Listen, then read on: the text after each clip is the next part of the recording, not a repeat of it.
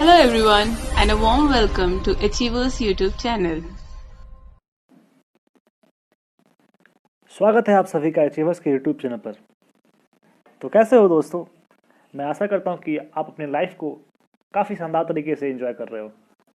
दोस्तों, मैं आज आप लोग के समक्ष हिस्ट्री के काफ़ी महत्वपूर्ण टॉपिक को लेकर आया हूं, जिसका नाम है प्राचीन भारतीय इतिहास एवं उसके सोर्स। जिस तरीके से भारतीय समाज एवं संस्कृति आज जिस स्थिति में है, उनके संदर्भ में भारत के अतीत का अध्ययन विशेष महत्व रखता है, क्योंकि वर्तमान भारत की जड़ें अतीत से ही तो जुड़ी हुई है। अतीत में हुआ विकास ही क्रमिक रूप से चलता हुआ आज के युग तक आ पहुंचा है। ऐसे स्थिति में अपने अतीत को ठीक से समझना अति आवश्यक है।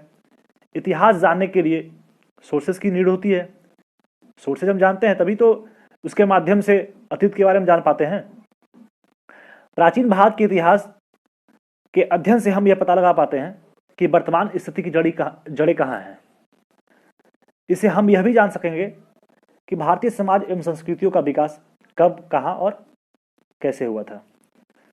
तो आइए विषय वस्तु की तरफ बढ़ते हैं। प्राचीन भारतीय इतिहास के कुल 4 स्रोत हैं। इसको 4 भागों में विभाजित किया गया है। पहला है धर्म ग्रंथ, दूसरा है ऐतिहासिक ग्रंथ, तीसरा है विदेशियों द्वारा विवरण और चौथा है पुरातात्विक स्रोत। धर्म ग्रंथ जो भी पहले के धर्म ग्रंथ थे, जिसको लोग फॉलो करते थे, जो पहले के कॉन्स्टिट्यूशन था। पहले आज तो हम लोग के लिए संविधान बना है ना। जो पहले के लोग थे वो धर्म ग्रंथ को ही अपना कॉन्स्टिट्यूशन मानते थे, उसके अकॉर्डिंग ही चीज़ें करते थे। तो उससे भी हम लोग प्राचीन इतिहास के बारे में जान पाते हैं। दूसरा था ऐतिहासिक ग्रंथ। कुछ ग्रंथ था ऐतिहासिक जो काफ़ी पौराणिक ग्रंथ था, उसके अकॉर्डिंग भी जानते हैं। तीसरा है विदेशी द्वारा विवरण। जो विदेशी भारत पहले आए थे वो भारत के बारे में बहुत सारी बातें बताकर गए थे, तो उसके द्वारा भी हम विदेशी द्वारा विवरण के द्वारा भी हम जानते हैं कि प्राचीन भारत का इतिहास का सोर्स कैसा रहा है और उस समय क्या क्या चीज़ें ऑकर हुई। फोर्थ है पुरातात्विक स्रोत, यानी जो पुरातात्विक स्रोत मतलब जो अभिलेख होते हैं, जो सिक्के होते हैं, जो कहीं कहीं खुदाई किया जाता है, तो उसके अकॉर्डिंग भी हम चीज़ें जान पाते हैं कि फ्यूचर में पास्ट में चीज़ें कैसा था। हर चीज़ को सोचने समझने की शक्ति किस तरीके से था, तो वो हर चीज़ को हम ये 4 सोर्सेज में विभक्त करके जानते हैं, पढ़ते हैं, ताकि अच्छी तरीके से हम लोग समझ पाए। पहला आता है धार्मिक ग्रंथ स्रोत। तो धार्मिक ग्रंथ स्रोत में ब्राह्मण साहित्य आता है, बौद्ध साहित्य आता है और जैन साहित्य भी आता है। तो ब्राह्मण साहित्य में आता है ऋग्वेद, सामवेद, यजुर्वेद, अथर्ववेद, ब्राह्मण वेद, आरण्यक, उपनिषद, महाभारत और रामायण पुराण जैसे धार्मिक साहित्य थे। इसके अकॉर्डिंग हम लोग सारी चीज़ों को जानते हैं। ऋग्वेद में बहुत सारे ऋचाएँ लिखा था, बहुत सारे मंत्र लिखा था, बहुत सारी चीज़ें, अग्नि के बारे में उल्लेख है, गाय के बारे में उल्लेख है, पिता के बारे में उल्लेख है। तो जो भी चीज़ें पास्ट में ऑकर हुआ था, तो वो सब सारी चीज़ों को हम धार्मिक ग्रंथ के सोर्सेज से भी हम जान पाते हैं। दूसरा है बौद्ध साहित्य। बौद्ध साहित्य में होता है विनय पिटक, सुत्त पिटक, अभिधम पिटक, महावंश, दीपवंश, ललित विस्तार, दिव्यावदान, बुद्ध चरित जिसको अश्वघोष ने लिखा था, महाविभास जिसको वसुमित्र के द्वारा लिखा गया था। जहाँ तक आदि सारे बौद्ध साहित्य के द्वारा भी हम पौराणिक हिस्ट्री को जान पाते हैं। तीसरा है जैन ग्रंथ। जो जैन धर्म के ग्रंथ थे, इसमें आता है कल्प सूत्र, भगवती सूत्र, आचार्य सूत्र आदि ग्रंथों से भी हम पौराणिक इतिहास के बारे में जानते हैं। ठीक है। अब ऐतिहासिक साहित्य स्रोत, जो हिस्ट्री में कुछ लिटरेचर थे, उसके सोर्सेज से भी हम चीज़ों को जानते हैं। पहला तो था धर्म ग्रंथ और दूसरा है ऐतिहासिक साहित्य स्रोत। तो ऐतिहासिक साहित्य स्रोत में कलहन के द्वारा लिखित पुस्तक राजतरंगिणी, इसके द्वारा भी जानते हैं। चंद्रवदाय के द्वारा लिखा हुआ पृथ्वीराज रासो, बाणभट्ट के द्वारा लिखा गया हर्षचरित, विशाख दत्त के द्वारा लिखा गया मुद्रा राक्षस और कौटिल्य के द्वारा अर्थशास्त्र, कालिदास के द्वारा अभिज्ञान शकुंतलम और भास के द्वारा स्वप्न वासवदत्ता। ये सब बुक्स जो हैं वो एग्जाम पॉइंट ऑफ व्यू से भी काफ़ी इंपॉर्टेंट है। अक्सर एग्जाम में ये क्वेश्चन पूछा जाता है कि राजतरंगिणी को किसके द्वारा लिखा गया था। निम्नलिखित में से कौन से बुक चंद्रवरदाई के द्वारा लिखा गया था। इनमें से कौन से बुक विशाखदत्त के द्वारा लिखा गया था। तो हम ये सब जो जितने सारे बुक्स यहाँ पे दिए हुए हैं वो काफ़ी इंपॉर्टेंट बुक्स हैं। तो हम लोग को क्या है करना है, ये लोग इस सारे बुक को नोट करके याद कर लेना है, ठीक है। अब राजाओं के द्वारा भी कुछ रचित साहित्य था। कुछ राजा थे जिसके द्वारा साहित्य का रचना किया गया था, जैसे सातवाहन वंश के शासक हाल के द्वारा गाथा सप्तशती, पल्लव वंश के शासक महेंद्र वर्मन मतविलास प्रहसन, हर्षवर्धन के द्वारा रत्नावली, नागनंद और प्रियदर्शिका, और सोमेश्वर जो चालुक्य वंश के शासक थे उसके द्वारा मनोसलस। ये सारे जो है वो कुछ राजाओं के द्वारा साहित्य रचित किया गया है, ठीक है। अब हम साहित्य स्रोत ग्रंथ के बारे में देखते हैं। जो भी फैक्ट्स साहित्य स्रोत ग्रंथ से इंपॉर्टेंट है वो सारे फैक्ट्स को हम देखते हैं। पहला साहित्य का नाम था राजतरंगिणी, जो कि कलहन के द्वारा लिखा गया था। ये संस्कृत भाषा में था। इतिहास की पहली झलक इसी ग्रंथ के द्वारा हम लोग को जानने को मिलता है, राजतरंगिणी के द्वारा ही। महावंश व दीपवंश ये एक बौद्ध ग्रंथ है। महावंश और दीपवंश क्या है? एक बौद्ध ग्रंथ है। ये दक्षिणी बौद्ध मत के ग्रंथ है। दक्षिणी बौद्ध मत का ये ग्रंथ है, महावंश और दीपवंश। ललित विस्तार भी एक टाइप का बौद्ध ग्रंथ है। इसका रचना कहाँ हुआ था? नेपाल में हुआ था। इसका रचना नेपाल में हुआ था, ललित विस्तार का रचना। अगला पॉइंट को देखते हैं। पाणिनि ने पहले संस्कृत व्याकरण अष्टाध्यायी की रचना की थी। पाणिनि के द्वारा अष्टाध्यायी की रचना की गई थी, जो कि एक संस्कृत व्याकरण का पुस्तक था। इसमें मौर्य काल के सामाजिक जीवन का वृत्तांत मिलता है। जो भी सामाजिक चीज़ें घटी थी, जो भी लोग कैसे रह रहे थे, क्या कर रहे थे, किस चीज़ को फॉलो करते थे, किस चीज़ को फॉलो नहीं करते थे, वो सारे चीज़ों को ये अष्टाध्यायी में उल्लेखित है। पतंजलि ने भी महाभाष्य की रचना की, जो कि पाणिनि के अष्टाध्यायी पर आधारित था। मतलब जो जो विषय वस्तु पे पाणिनि के द्वारा अष्टाध्यायी लिखा गया था, पतंजलि भी कुछ उसके जैसे ही लिखा गया था। पतंजलि के द्वारा जो महाभाष्य पुस्तक था उसमें कुछ सेम चीज़ें भी, मतलब एक लेवल की चीज़ ही लिखी गई थी। अगला पॉइंट है ऐतिहासिक महत्व के प्रथम ग्रंथ की रचना हर्ष के दरबारी कवि बाणभट्ट ने हर्षचरित के रूप में की। ये हर्षचरित जो पुस्तक है वो हर्ष के दरबारी कवि बाणभट्ट के द्वारा लिखा गया था। अगला पॉइंट है अर्थशास्त्र, जो कौटिल्य, चाणक्य, विष्णुगुप्त। कौटिल्य का दो एक्स्ट्रा नाम और था, चाणक्य और विष्णुगुप्त। ये अर्थशास्त्र पुस्तक जो था वो कौटिल्य के द्वारा लिखा गया था, जिसमें मौर्यकालीन राज व्यवस्था का चित्रण मिलता है। मतलब मौर्यकालीन राज व्यवस्था के बारे में हर कुछ अर्थशास्त्र बुक में कौटिल्य के द्वारा सब कुछ लिखा गया है। अब मूव करते हैं विदेशियों द्वारा विवरण।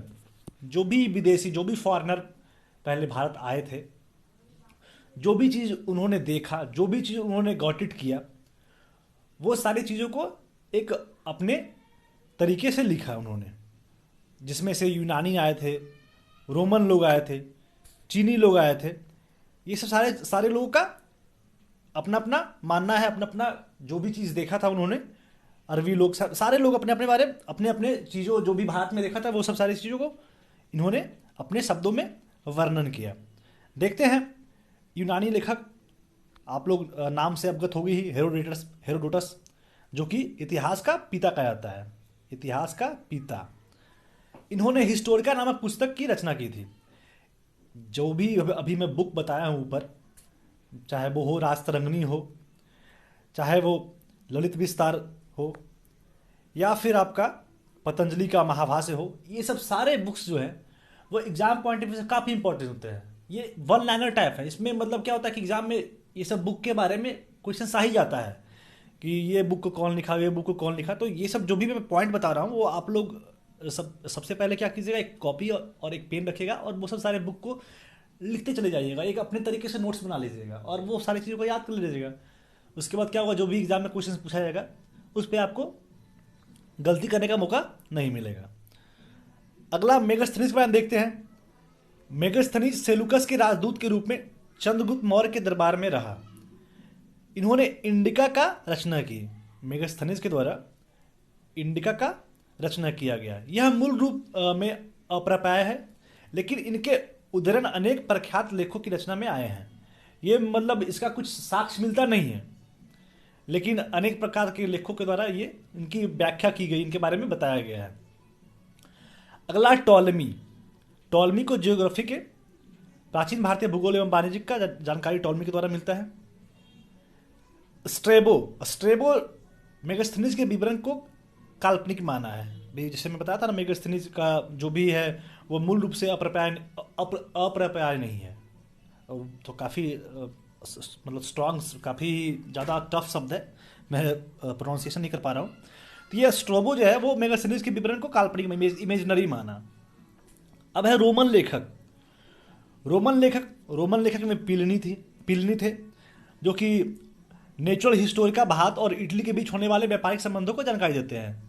पिलनी का एक पुस्तक था जिसका नाम था नेचुरल हिस्टोरिका, जो कि भारत और इटली के बीच में जो भी व्यापारिक संबंध था, जो भी ट्रेडिंग्स वगैरह होते थे, वो पिलिनी के पुस्तक नेचुरल हिस्टोरिका में वर्णन किया गया है। चीन के लोग भी कुछ भारत आए थे, और भारत में आने का उनका उद्देश्य ये होता था कि भारत में बौद्ध धर्म के अध्ययन तथा बौद्ध तीर्थों का दर्शन करने आते थे। चीनी लोग क्यों आते थे? बौद्ध धर्म का अध्ययन और बौद्ध तीर्थों का दर्शन करने आते थे। उसमें से कुछ महत्वपूर्ण नाम है, आप लोग उस नाम से अवगत हो गए ही। फाहियान सब सुना है, हेनसांग सब सुना है, इतिसंग मोस्टली लोग सुने होंगे। तो फाहियान जब आए थे, यह चंद्रगुप्त द्वितीय जो गुप्त शासक के शासनकाल में भारत आया था। ये जो फाहियान आए थे वो चंद्रगुप्त द्वितीय के शासनकाल में भारत आए थे। उसने फूकोकी की रचना की, जिसमें गुप्त काल में भारत के सामाजिक, आर्थिक व धार्मिक स्थिति पर प्रकाश डाला। फाहियान का बुक जिसका नाम था फूकोकी, क्या नाम था? फूकोकी। फ से फाहियान और फ से फूकोकी। इनके द्वारा रचित पुस्तक का नाम फूकोकी है, जिसमें गुप्त काल में भारत के सामाजिक, आर्थिक व धार्मिक स्थिति के बारे में प्रकाश डाला। अब हेनसांग जो थे वो हर्षवर्धन के समय में आए। ह से हेनसांग और ह से हर्षवर्धन। तो ये आप चीज़ों को थोड़ा सा लिंक कर सकते हो जो हमेशा के लिए आपको याद रहे। जैसे फाहियान तो फूकोकी, फ से फाहियान, फ से फूकोकी। तो ये सब चीज़ें तो आपको याद हो जाता है, छोटी छोटी ट्रिक हो जाता है जो आपको ऑप्शंस में दिख जाएगा, तो वो आराम से इजीली आप सही करके चले जाओगे। हेनसांग जो थे वो हर्षवर्धन के समय में 629 ईस्वी में भारत आए थे, जिन्होंने सीयूकी की रचना की। इसने हर्षकालीन राजनीति, ये तो लिखे थे गुप्त काल के बारे में, ये हर्षकालीन राजनीति के साथ साथ धर्म, रीति रिवाज एवं समाज का वर्णन किया। इसमें 138 देशों का वर्णन मिलता है। जो सीयू की है हिंसांग के द्वारा लिखा हुआ, इसमें 138 का वर्णन मिलता है। अब है इतिसंग। यह 7वीं शताब्दी में भारत आया था तथा नालंदा और विक्रमशिला विश्वविद्यालयों का वर्णन किया। नालंदा जो कि विश्वविख्यात विश्वविद्यालय था, विक्रमशिला, ये सब सारे विश्वविद्यालयों के बारे में इतिसंग के द्वारा वर्णन किया गया है। अब देखते हैं कुछ अरबी लेखक हैं, जिसमें सुलेमान अलबरूनी, जिसका नाम आप लोग सब सुने होंगे। तो सुलेमान के बारे में देखते हैं। यह 9वीं शताब्दी में भारत आया था तथा पाल एवं प्रतिथर को शासक के बारे में लिखा। पाल एवं प्रतिहार शासक के बारे में लिखा। सुलेमान के द्वारा पाल एवं प्रतिहार शासक के बारे में लिखा गया, जो कि 9th सेंचुरी में भारत आया था। अलबरूनी जो थे वो महमूद गजनवी के समकालीन थे। महमूद गजनवी के समय के ये थे अलबरूनी जी। इन्होंने तहकीक ए हिंद, जिसका नाम किताब उल हिंद, तहकीक ए हिंद की रचना की, जिसमें भारत के निवासियों की दशा का वर्णन किया। जो भारत के सिटीजन हैं उनके दशा के बारे में, उनके रूप के बारे में, उनके कार्यों के बारे में इन्होंने वर्णन किया। किताब उल हिंद अर्थात तहकीक ए हिंद में अलबरूनी के द्वारा ये चीज़ किया गया। अब है पुरातात्विक स्रोत। पुरातात्विक स्रोत में क्या आ गया? उसमें अभिलेख, सिक्के, मुहर, स्मारक, मूर्तियाँ, चित्रकला जो पहले था, भौतिक अवशेष, मृदभांड, आभूषण आदि सारे चीज़ें। जैसे अभिलेख का जो भी चीज़ मिलता था, कौन वंश में कौन सिक्का चलता था, कौन सोना का सिक्का चलाते थे, कौन आपका शीशे का सिक्का, कौन चांदी के सिक्के, किसके सिक्के में किसका प्रतिमा था, कौन अपने नाम से चलाते थे। तो वो सब सारी चीज़ों को पुरातात्विक स्रोत के अकॉर्डिंग मिलता है, ठीक है, जिसमें अभिलेख के बारे में भी देखना मिलता है, मूर्तियाँ, चित्रकला। तो अब देखते हैं अभिलेख के बारे में। अभिलेख क्या होता है? जो लेख मुहर, प्रस्तंभों, स्तूपों, चट्टानों और ताम्रपत्रों पर मिलते हैं उसे अभिलेख कहते हैं। जो भी पोल वगैरह आप देखते हो, वो छोटा छोटा पोल होता है ना, उसको बोलते हैं प्रस्तंभों, स्तूप। तो वो लेख मुहर के रूप में चट्टानों पर, ताम्रपत्रों पर मिलता है, उसको ही अभिलेख कहते हैं। ताम्रपत्र पे जो लिखा रहता है उस तरीके का चीज़, चट्टान पे कभी कभी उस समय कला किया जाता था। तो वो सब सारी चीज़ अभिलेख के थ्रू हम देखते हैं। और अभिलेखों के अध्ययन को एपिग्राफी कहते हैं, जिसको इंग्लिश में एपिग्राफी कहते हैं, और इसको हिंदी में पुरालेखा शास्त्र कहते हैं, अभिलेख के अध्ययन को, ठीक है। पेलियोग्राफी क्या होता है? अभिलेख तथा दूसरे प्राचीन दस्तावेज, तिथि अध्ययन, पुरालिपि शास्त्र पेलियोग्राफी कहते हैं। जिस समय जो तिथि अध्ययन होता है, ये कब कब लिखा गया था, क्या लिखा गया था, तो वो सब पेलियोग्राफी के थ्रू होता है। न्यूमेस्टिमिक्स क्या होता है? तो न्यूमेस्टिमिक्स सिक्कों का अध्ययन को न्यूमेस्टिमिक्स यानी मुद्रा शास्त्र कहते हैं। अब सिक्के से बात है तो सिक्के के बारे में हम देखते हैं। भारत के प्राचीन सिक्के पंचमार्क या आहत सिक्के कहलाते थे। जो भी प्राचीन सिक्का होता था उसको पंचमार्क या आहत सिक्का बोलते थे। साहित्य में इन सिक्कों का कारसरपन कहा जाता था। जो साहित्य था, लिटरेचर था, उस समय कारसरपन सिक्कों को कहा जाता था। पुराने सिक्के तांबे, चांदी, सोने और शीशे के बनते थे। जो भी पुराने सिक्के होते थे वो तांबे का बनता था, चांदी का, सोना का और इवन शीशा का भी बनता था। आरंभिक सिक्कों में कुछ प्रतीक होता था। बाद में जिस तरीके से लोग डेवलप करने लगे, अपना नाम दिखाने लगे, अपना नाम जग जाहिर करने लगे, तो सिक्कों पर राजाओं के नाम, देवताओं का नाम, जो भी लोग जिस देवता से इंस्पायर्ड होते थे, जिनको अपना इष्ट देवता मानते थे, उस देवता का भी प्रतिमा लगाते थे, या फिर तिथि, सारा कुछ उल्लेख मिलता था। सोने के लिखित सिक्का कुषाण राजाओं ने जारी किया था। सर्वप्रथम सोने का जो लिखित सिक्का था वो कुषाण राजाओं के द्वारा जारी किया गया था, तथा गुप्त शासकों के द्वारा सबसे अधिक सोने का सिक्का जारी किया गया था। ये क्वेश्चन दोनों डिफरेंट क्वेश्चन है। पहला क्वेश्चन है कि सोने का सिक्का किसके द्वारा जारी किया गया था, तो सोने का सिक्का सर्वप्रथम कुषाण राजाओं के द्वारा जारी किया गया था। एवं सेकंड क्वेश्चन है कि सर्वाधिक सोने का सिक्का किस शासक के द्वारा जारी किया गया था, तो ये गुप्त शासकों के द्वारा सोने का सबसे अधिक सिक्का जारी किया गया था। समुद्रगुप्त को एक सिक्के पर बीना बजाते हुए दिखा गया। उन्होंने एक सिक्का बनाया था जिसमें बीना बजाते हुए का प्रतिमा था समुद्रगुप्त के द्वारा।